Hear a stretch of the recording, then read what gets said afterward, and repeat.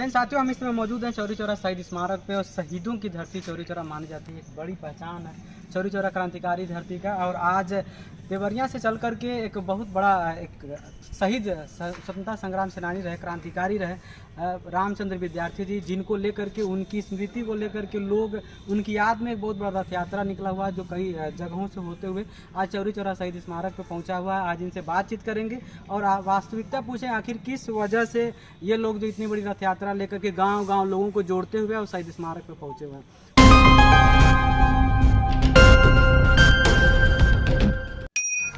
शहीद सम्मान रथ यात्रा 5 तारीख को स्टार्ट की गई है।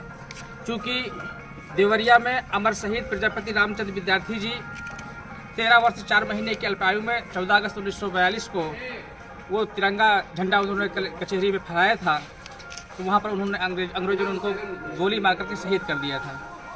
उनके बने हुए संग्रहालय और पार्क परिसर में उत्तर प्रदेश की भाजपा सरकार पर्यटन विभाग का ऑफिस बना रही है। उसके लिए हम लोग 3 दिन वहाँ भूख हड़ताल भी किए, परंतु सरकार की तरफ से कोई भी लिखित आदेश नहीं मिला कि पर्यटन विभाग का ऑफिस अब यहाँ नहीं बनेगा। उसी के विरोध में हम लोग पूरे उत्तर प्रदेश में सभी 75 जनपद में शहीद सम्मान रथ यात्रा निकाल रहे हैं।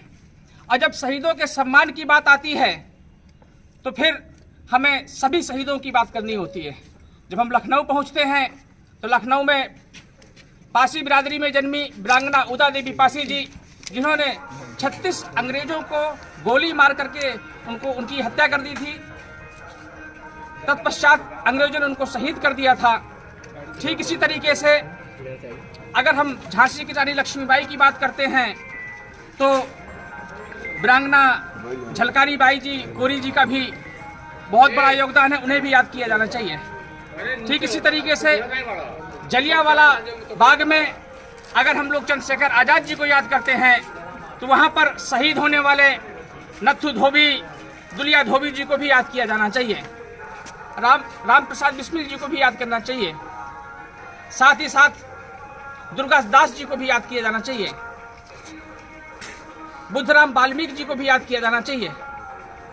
परंतु भाजपा की, केंद्र की और प्रदेश की सरकार जातीय भेदभाव इंसानों के साथ में तो कर ही रही थी, परंतु दुखद बात है कि अब जातीय भेदभाव वो शहीदों के साथ में भी कर रही है।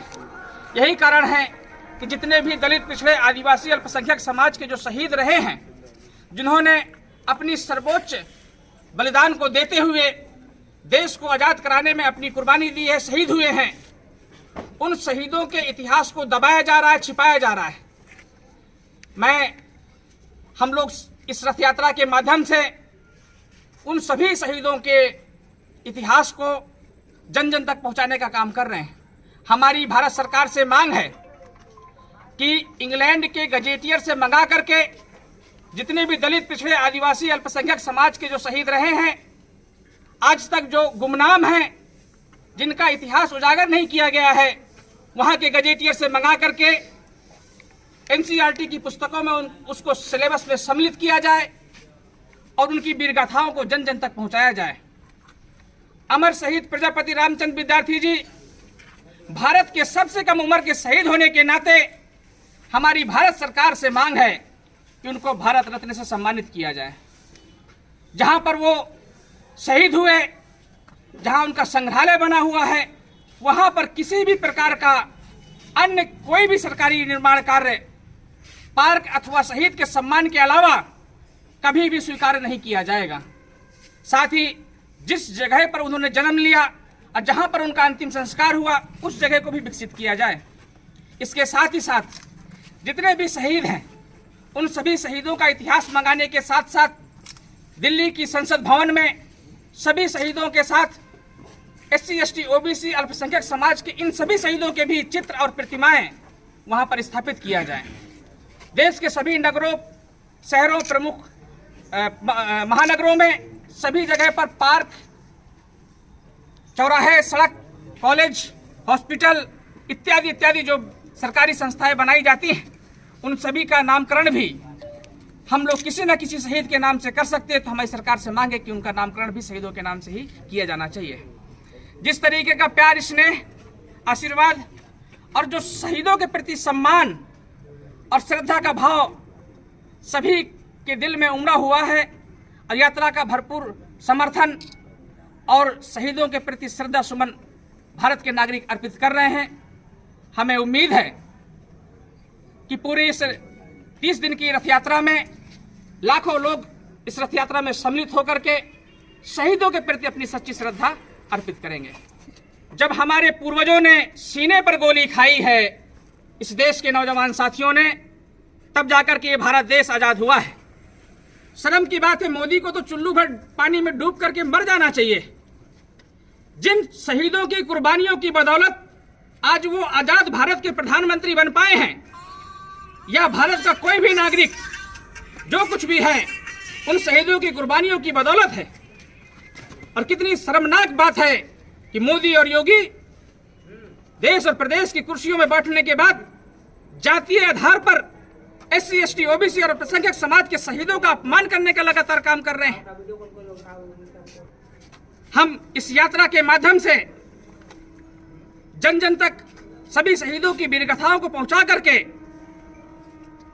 और आने वाले समय में एक जनमानस तैयार करके शहीदों के सम्मान में इस आंदोलन को गति प्रदान करेंगे। साथ ही हमारी भारत सरकार से मांग है कि जिस तरीके से नरेंद्र मोदी जी अपने चहेतों को लिटरल एंट्री के माध्यम से IAS IPS बना रहे हैं, अब तक 394 IAS IPS बना चुके हैं। दुखद बात है, उन 394 में से एक भी SC, ST, OBC का या अल्पसंख्यक समाज का या किसी भी शहीद परिवार का व्यक्ति शामिल नहीं है। मेरी भारत सरकार से हम लोगों की इस यात्रा के माध्यम से मांग है कि अगर आप अपने चहेतों को बिना किसी एग्जाम के आप डायरेक्ट IAS IPS बना सकते हैं, तो जिस परिवार के सदस्यों ने सीने पर गोली खा करके भारत को आजाद कराया है, उन शहीद परिवारों के भी सदस्यों को लिटरल एंट्री के माध्यम से मोदी सरकार डायरेक्ट IAS IPS बनाने का काम करे। ब्रजेश प्रजापति, पूर्व विधायक, तेंदुआरी बांदा।